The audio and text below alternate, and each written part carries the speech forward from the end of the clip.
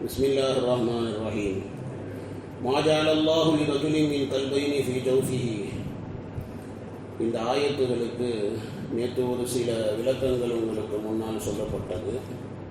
அந்த தொடரில் வேறு ஒரு சில விளக்கங்கள், அதாவது வளர்ப்பு மகனை தன்னுடைய சொந்த மகன் என்பதாக சொல்லக்கூடாது அப்படின்னு சொல்லி அல்லாஹ் ரப்பல் ஆலமீன் பேசியிருந்தான். அந்த தொடரிலே வேறு ஒரு சில விளக்கங்கள். சில உலமா பெருமக்கள் சொல்லுகிறார்கள், மா ஜஅலல்லாஹு லிரஜுலின் மின் கல்பைனி ஃபீ ஜௌஃபிஹி, எந்த மனிதனுக்கும் அவனுடைய அகத்திலே இரண்டு இதயங்களை அல்லாஹ் ஆக்கவில்லை என்ற இந்த வசனம் இருக்கிறதே, அது குறைஷியுடைய ஒரு விஷயத்தில் இறங்கியது. குறைஷி வம்சத்தில் ஒரு மனிதன் இருந்தான். அவன் என்ன சொல்லிக்கிட்டு இருந்தான் அப்படின்னு சொன்னால், எனக்கு ரெண்டு இதயம் இருக்கிறது, ரெண்டுமே வேலை செய்யுது அப்படின்னு சொல்லி அவன் சொல்லிக்கிட்டு இருந்தான். எனக்கு ரெண்டு அறிவு இருக்குது, ரெண்டு இதயம் இருக்குது அப்படி சொல்லிட்டு இருந்தான். அப்போ அல்லாஹ் ரப்பல் ஆலமீன் இந்த ஆயத்தை இறக்கியதாக சில உலமாக்கள் சொல்லுகிறார்கள். அல்லாஹ் எந்த மனிதனுக்கும் ரெண்டு இதயத்தை கொடுக்கல, எல்லா மனிதனுக்கும் ஒத்த இதயம்தான், ஒரு இதயத்தில் தான் வாழுகிறார்கள். இப்னு அப்பாஸ் ரலியல்லாஹு தஆலா அன்ஹுமா அவர்கள் சொல்லுகிறார்கள், நாயகம் ஸல்லல்லாஹு அலைஹி வஸல்லம் அவர்கள் தொழுகையில் இருந்தபோது நபி ஸல்லல்லாஹு அலைஹி வஸல்லம் அவர்களுக்கு ஏதோ ஒரு ஆபத்து நேர்ந்தது. அப்போ நயவஞ்சகர்கள் யார் அந்த தொழுகையில் இருந்தார்களோ அந்த நயவஞ்சகர்கள் அவங்க சொன்னாங்க, பாருங்க முஹம்மதுக்கு ரெண்டு இதயம் இருக்கிறது நவுதுபில்லாஹ் அப்படி சொல்லி இப்படி சொன்னாங்க. இவருக்கு இங்கேயும் உங்களோடையும் இருக்கிறாரு, இந்த அவங்களோடையும் இருக்கிறாரு அப்படி சொல்லி இப்படி பேசினாங்க.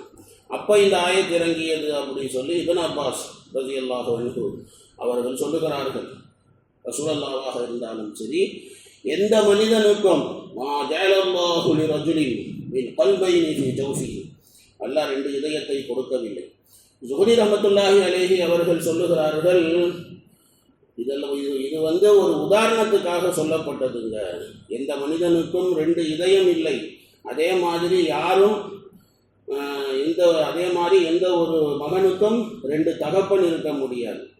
அதாவது தன்னுடைய வளர்ப்பு மகனை சொந்த மகனாக பேசிக்கொள்ளக்கூடாது. அல்லாஹ் அதுக்கு உதாரணமாகத்தான் இதை அல்லாஹ் சொன்னான் அப்படின்னு ஸுஹ்ரி ரஹ்மத்துல்லாஹி அலைஹி அவர்கள் சொல்லுவார்கள். இந்த அடிப்படையில் தான் நான் உங்களுக்கு நேற்று தஃப்சீர் செய்தேன். அல்லாஹ் சுப்ஹானஹு வ தஆலா அலம், அல்லாஹ்வுக்கு வெளிச்சம். ஆரம்பத்தில் வளர்ப்பு மகனை சொந்த மகனாக சொல்லப்பட்டது, அதாவது இஸ்லாமுக்கு முன்னால். பிறகு இஸ்லாத்திலே அல்லாஹ் ரப்பல் ஆலமீன் அப்படியெல்லாம் சொல்லக்கூடாது அப்படின்னு அல்லாஹ் அதை கேன்சல் செய்தான். தன்னுடைய சொந்த மகனை மகன்னு சொல்லுங்க, அது இல்லாமல் வளர்ப்பு மகனை தன்னுடைய மகனாக சொல்லாதீங்க, அது நீதம் இல்லை, நியாயம் இல்லை, தர்மம் இல்லை அப்படின்னு அல்லாஹ் தஆலா இந்த ஆயத்தின் மூலமாக அல்லாஹ் தெரியப்படுத்தி விட்டான். ஹஜ்ரத் அப்துல்லாஹ் இப்னு உமர் ரலியல்லாஹு தஆலா அன்ஹுமா அவர்கள் சொல்லுகிறார்கள், இந்த ஆயத்து இறங்குறதுக்கு முன்னால நாங்கள் ஸைத் ரலியல்லாஹு அன்ஹு அவர்களை, ரசூலுல்லாஹினுடைய வளர்ப்புக்குள்ள அவரை ஸைத் இப்னு முஹம்மது என்பதாகத்தான் நாங்கள் கூப்பிட்டு கொண்டு இருந்தோம். முஹம்மதுடைய மகன் அப்படின்னு தான் சொல்லி கொண்டு இருந்தோம். ஆனால் இந்த ஆயத்து எப்போ இறங்கியதோ அதுக்கப்புறம் நாங்கள் அப்படி கூப்பிட்றதை நாங்கள் விட்டுட்டோம். முன்னையெல்லாம் பார்த்தா வளர்ப்பு பிள்ளையினுடைய ஹுக்கூக்குகள், அவனுடைய கடமைகள், உரிமைகள் பார்த்தா சொந்த மகனை போலத்தான் இருந்து கொண்டு இருந்தது. சொந்த மகனுக்கு என்ன உரிமைகளோ அந்த உரிமைகள் தான் கொடுக்கப்பட்டு இருந்தது. ஆனால் இந்த ஆயத்து இறங்கியதற்கு பின்னால் ஒரு வாட்டி சஹலா பின்த் சுஹைல் ரலியல்லாஹு அன்ஹா நாயகம் ஸல்லல்லாஹு அலைஹி வஸல்லம் அவர்களிடத்துல வந்தாங்க. அந்த பெண்மணி ரசூலுல்லாஹ் இடத்துல சொன்னாங்க, யா ரசூலுல்லாஹ் ஸல்லல்லாஹு அலைஹி வஸல்லம், சாலிம் இருக்கிறாரு, அவர் எங்களுடைய வளர்ப்பு புள்ள, நாங்கள் தான் அவரை வளர்த்தோம், அவர் எங்களுடைய வளர்ப்பு பிள்ளை. ஆனால் குர்ஆன் இருக்கிறதே அவர் சம்பந்தமாக வளர்ப்பு பிள்ளைய சொந்த புள்ள மாதிரி கிடையாதுன்னு சொல்லி குர்ஆன் சொல்லிவிட்டது.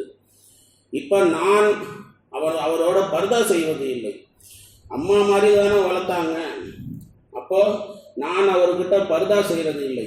அவர் நம்ம வீட்டுக்கு வராரு போகிறாரு, மகன் மாதிரி வளர்ந்தவர் வீட்டுக்கு வராரு போகிறாரு.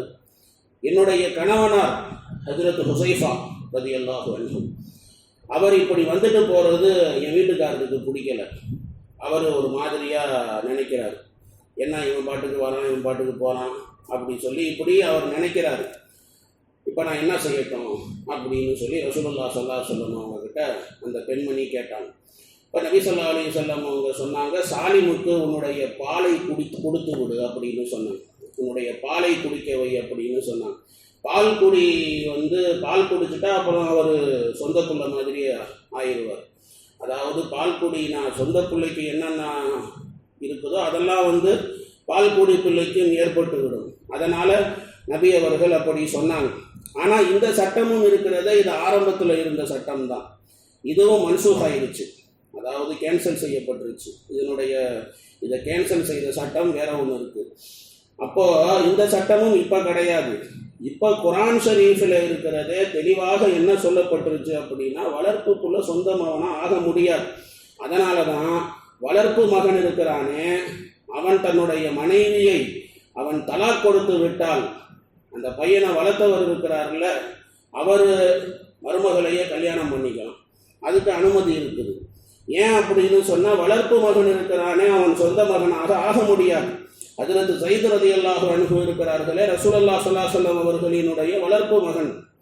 அவர் தன்னுடைய மனைவி ஹஜ்ரத் ஸைனப் பின்த் ஜஹஷ் ரலியல்லாஹு அன்ஹா அவங்கள தலாக் கொடுத்துட்டார்.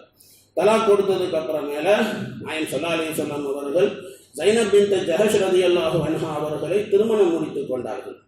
அப்போ என்ன தெரியுதுன்னா, தெளிவான முறையில் சொந்த மகனுடைய மனைவி தலாக் கூடப்பட்டால் அவளை கல்யாணம் பண்ணிக்க முடியாது, மாமனார் உறவு வந்துடுது. அல்லாஹ் குர்ஆன்ல அதை தடுத்திருக்கிறான். ஆனால் வளர்ப்பு மகன், அவனுக்கு கட்டி வச்ச புள்ள, அதை தலாக் கொடுத்துட்டான், அதை மாமனார் கல்யாணம் பண்ணிக்க முடியுமானா முடியும், தலாக் கொடுத்த பின்னால் அதுக்கு அனுமதி இருக்குது. ஆனால் சொந்த மகனுடைய விஷயத்தில் முடியாது.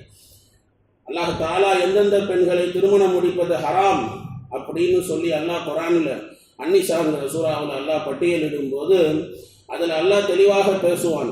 வஹலாயிலு அப்னாயிக்கும் அல்லதீன மின் அஸ்லாபிக்கும், உங்களுடைய முதுகான் தண்டிலே இருந்து பிறந்த உங்களுடைய பிள்ளைகளின் மனைவியர்கள், மருமகள், அதாவது உங்கள் சொந்த புள்ள அவன் கட்டுன பொண்ணு, அது உங்களுக்கு மருமகள். அந்த மருமகள் அவளை கல்யாணம் பண்ணுறதுக்கு அனுமதி இல்லை, அது ஹராம், அது மஹரமில் கட்டுப்பட்டது அப்படின்னு சொல்லி இப்படி அல்லாஹ் தஆலா இருக்கிறானே தெளிவாக குர்ஆன் ஷரீஃபில் அல்லாஹ் சொல்லி காட்டுகின்றான். ஆனால் அதாவது சொந்த பிள்ளை எப்படியோ, வளர்ப்பு, அதாவது பால்குடியினாலையும் பால்குடிக்கும் அந்த சட்டங்கள் இருக்கிறது. புகாரி முஸ்லீமில் ஒரு ஹதீஸ் இருக்கிறது. பால்குடியினால எப்படி ஒரு குழந்தையை பெற்றெடுப்பதனால சில விஷயங்கள் ஹராமாகிறதோ, அந்த மாதிரி பால்குடியினாலையும் ஹராமாகிறது அப்படின்னு நபி ஸல்லல்லாஹு அலைஹி வஸல்லம் அவர்கள் சொல்லியிருக்கிறார்கள். பிறந்தது வேற யாருக்கோ, ஆனால் தன்னுடைய மனைவி கிட்ட பால் குடிச்சிருந்தான் அப்படின்னு சொன்னால் அப்போ அதனுடைய சட்டம் சொந்த மகனுடைய சட்டத்தை போல தான் ஆகின்றது. இதுவும் இன்னொரு விஷயமும் இருக்குது. இன்னொரு விஷயம் என்னன்னு சொன்னால், யாரையாவது தன்னுடைய பிள்ளையா நினச்சி பாசத்தால் அவனை மகனே அப்படின்னு கூப்பிட்டா அது ஒன்றும் தடை இல்லை இஸ்லாத்தில். அது கூப்பிடலாம், மகனே அப்படின்னு கூப்பிடலாம், அது ஒன்றும் தப்பு கிடையாது. நான் என்ன சொல்ல வரேன் அப்படின்னா, இன்சியல் கொடுக்கக்கூடாது. தன்னுடைய மகனுக்கு மட்டும்தான் இன்சியல், மற்றவங்களுக்கெல்லாம் இன்சியல் கொடுக்கக்கூடாது. முஸ்னத் அஹ்மத் போன்ற கிதாபுகளில் இருக்கிறது. இப்னு அப்பாஸ் ரலியல்லாஹு தஆலா அன்ஹுமா அவர்கள் சொல்லுகிறார்கள், நாங்கள் அப்துல் முத்தலிபுடைய குடும்பத்தார்கள், சின்ன பிள்ளைங்க எல்லாம் முஸ்தலிஃபாவில் இருந்து ரசூலுல்லாஹி ஸல்லல்லாஹு அலைஹி வஸல்லம் அவர்கள் இரவு நேரத்திலேயே இந்த சைத்தானுக்கு கல்லடிக்கிற இடம், அங்கே ரசூலுல்லாஹ் எல்லாத்தையும் கிளம்புங்க அப்படின்னு சொல்லி ரசூலுல்லாஹ் கிளப்பி விட்டாங்க. கிளப்பி விடும்போது அப்போ அவங்களுடைய தொடைகளில் நபி அவர்கள் தட்டி நபி ஸல்லல்லாஹு அலைஹி வஸல்லம் அவர்கள் சொன்னார்கள், என்னுடைய பிள்ளைகளே, சூரியன் உதிப்பதற்கு முன்னால யாரும் சைத்தானுக்கு கல்லடித்து விடாதீர்கள் அப்படின்னு சொன்னாங்க. ரசூலுல்லாஹ் எல்லாத்தையும் பிள்ளைகளே அப்படின்னு கூப்பிட்டாங்க. அது பாசத்தால் கூப்பிடுறது, அந்த மாதிரி கூப்பிடுறதுனால ஒன்றும் தப்பு கிடையாது. இந்த சம்பவம் ஹிஜ்ரி 10 துல்ஹஜ்ஜுடைய மாதத்தில் நடந்தது. இது தெளிவாக நமக்கு தெரியுது. பாசத்தால் ஒருத்தனை மகனே அப்படின்னு கூப்பிடுறதுனால தப்பு கிடையாது. ஆனால் இன்சியல் கொடுக்கக்கூடாது. ஸைத் இப்னு ஹாரிஸா ரலியல்லாஹு அன்ஹு இருக்கிறாங்களே, யாரை பற்றி இந்த சட்டம் இறங்கியதோ அவர் ஹிஜ்ரி 8 மூத்தாவுடைய போரில் அவர் ஷஹீத் ஆயிட்டார். சஹீஹ் முஸ்லிம்ல இருக்கிறது. ஹஜ்ரத் அனஸ் ரலியல்லாஹு தஆலா அன்ஹு அவர்கள் ரசூலுல்லாஹி ஸல்லல்லாஹு அலைஹி வஸல்லம் ஹஜ்ரத் அனஸ் ரலியல்லாஹு தஆலா அன்ஹு அவர்களை ரசூலுல்லாஹி ஸல்லல்லாஹு அலைஹி வஸல்லம் அவர்கள் தன்னுடைய மகன் என்பதாகத்தான் சொல்லுவார்கள், மகனே அப்படின்னு சொல்லுவாங்க. ஆனால் இத்தனைக்கு அனஸ் ரலியல்லாஹு அன்ஹு அவர்களுடைய மகன் கிடையாது. சின்ன பிள்ளையிலிருந்து ரசூலுல்லாஹுடைய ஹிதுமத்தில் இருந்தவர். அதனால வா மகனே, போ மகனே அப்படின்னு சொல்லுவோம். இந்த பெரிய ஹஜ்ரத்து அரபி காலேஜில் அப்துல் சலாம் ஹஜ்ரத்து மாணவர்கள் எல்லாத்தையுமே மகனேன்னு தான் கூப்பிடுவாங்க. மகனே அப்படின்னு சொல்லி தான் கூப்பிடுவாங்க, என் பிள்ளையில அப்படின்னு தான் கூப்பிடுவாங்க. இப்போ அந்த மாதிரி பாசத்தால் கூப்பிடுறதுனால ஒன்றும் தப்பு கிடையாது. வளர்ப்பு மகனை தன்னுடைய சொந்த மகனாக நினைப்பது அதுதான் தடுக்கப்பட்டிருக்கிறது. பிறகு அல்லாஹ் ரப்புல் ஆலமீன் இருக்கின்றானே, இந்த இடத்துல அல்லாஹ் இன்னொரு விஷயம் சொல்றான். அதாவது யார் தகப்பன் அப்படின்னு சொல்லி தெரியல, ஃபைல்லம் தஅலமு ஆபாஅஹும், அந்த பையனுக்கு அத்தா யாரு அப்படின்னு சொல்லி தெரியல. அப்ப என்ன பண்றது அப்படின்னா அல்லாஹ் சொல்லிட்டான், ஃபஇஹ்வானுக்கும் ஃபித்தீனி வ மவாலிக்கும், மார்க்கத்தின் அடிப்படையில் அவர் உங்களுடைய சகோதரர், உங்களுடைய நண்பராக அவர் இருக்கின்றார். அதனால என்னுடைய சகோதரனின் மகன்னு சொல்லுங்க, அல்லது நண்பனின் மகன் அப்படின்னு சொல்லி சொல்லுங்க. நாயகம் ஸல்லல்லாஹு அலைஹி வஸல்லம் அவர்கள் உம்ரத்துல் கலாவுடைய வருஷம் மக்கா முக்கர்ரமாவில் இருந்து திரும்பி கொண்டிருந்தார்கள். அப்போ அந்த நேரத்தில் ஹஜ்ரத் ஹம்ஸா ரலியல்லாஹு தஆலா அன்ஹு அவர்களினுடைய மகள், அவங்க சச்சா சச்சான்னு சொல்லிக்கிட்டு அந்த புள்ள, சின்ன புள்ள ஓடி வந்துச்சு. நபி ஸல்லல்லாஹு அலைஹி வஸல்லம் அவங்களுக்கு பின்னாலேயே ஓடி வந்துச்சு. அப்போ ஹஜ்ரத் அலி ரலியல்லாஹு தஆலா அன்ஹு அவர்கள் அந்த பிள்ளையை தூக்கி ஹஜ்ரத் ஃபாத்திமா ரலியல்லாஹு அன்ஹா அவர்களிடத்துல கொடுத்தாங்க. கொடுத்துட்டு சொன்னாங்க, இது உங்கள் சச்சா மவ, அதனால் இந்த பிள்ளையை நல்லா பார்த்துக்கோ அப்படின்னு சொல்லி சொன்னாங்க. ஸைத் ரலியல்லாஹு அன்ஹு, ஜாஃபர் ரலியல்லாஹு அன்ஹு 2 பேரும் ஓடி வந்தாங்க. ஓடி வந்து அந்த பிள்ளைக்கு நாங்கள் தாங்க உரிமைக்காரவங்க, அதனால் அந்த பிள்ளையை எங்கள்கிட்ட கொடுங்க, நாங்கள் வளர்த்துக்கிறோம் அப்படி சொன்னாங்க. ஹஜ்ரத் அலி ரலியல்லாஹு தஆலா அன்ஹு அவங்க சொன்னாங்க, இல்லை இந்த பிள்ளை எங்கிட்ட தான் இருக்கும். அலி ரலியல்லாஹு அன்ஹு என்ன ஆதாரம் சொன்னாங்க அப்படின்னா, என்னுடைய சின்னத்தாமவ அப்படின்னு சொன்னாங்க. ஸைத் ரலியல்லாஹு அன்ஹு அவங்க சொன்னாங்க, என்னுடைய சகோதரனுடைய மக அப்படின்னா. ஜாஃபர் இப்னு அபி தாலிப் ரலியல்லாஹு அன்ஹு அவங்க என்ன சொன்னாங்க அப்படின்னு சொன்னால், எனக்கும் சின்னத்தாமவ தான் அப்படின்னு சொன்னாங்க. என் சச்சானி எங்கள் வீட்டில் தான் இருக்குது, அஸ்மா பின்த் உமைஸ், அவங்க எங்கள் வீட்டில் தான் இருக்கிறாங்க அப்படி சொன்னாங்க.